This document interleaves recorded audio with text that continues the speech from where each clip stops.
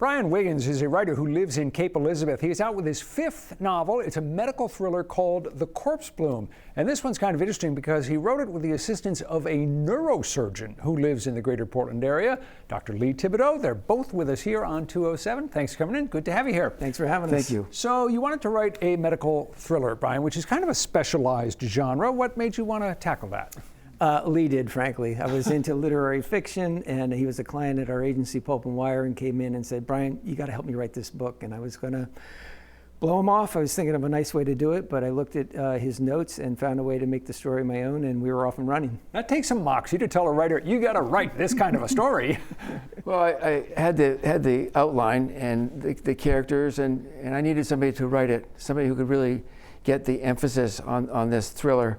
And that gut-wrenching experience that surgeons go through. And he was the guy to do it, and he pulled it off. So you were the one who had the spark, the original idea. Absolutely. And what was it that set it off for you? How did that idea get triggered? Well, it was an experience that I had coming back from Presque Isle. This was about 15 years ago.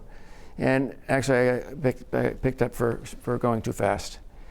And that led from one thing to another, and ultimately to the idea that a medical mystery could be made from this story that I had evolved in my mind. And I shared it with Bryan, and he said, yeah, he can do it, and I knew he could, so that's what we did.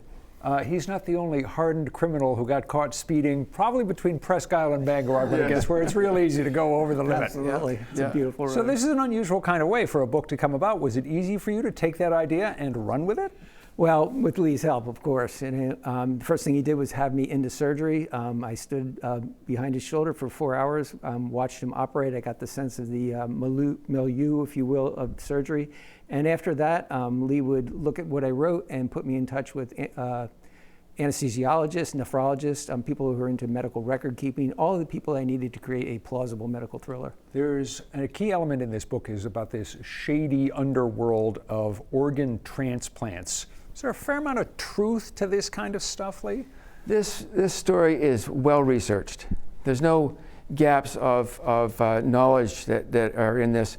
Bryan has done a lot of this research, and it brings it to reality. This is a real story. It's all plausible.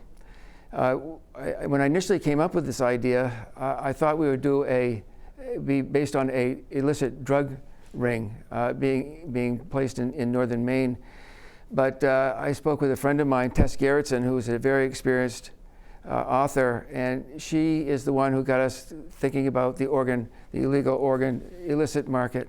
And for that, I owe her a great deal. She's a good one to turn to because she is a medical doctor as well. She sure is. Better known as a crime novelist, but she is also a physician. Yes. When you get down to it, there's a lot that goes into this kind of a book that makes it believable, that makes it realistic. You not only consulted with Lee, but you consulted with a lot of other people. You acknowledge them at the end of the book, all kinds of medical experts. Of course, and Rob, they didn't only just vet the plausibility of the book, but they also gave me ideas.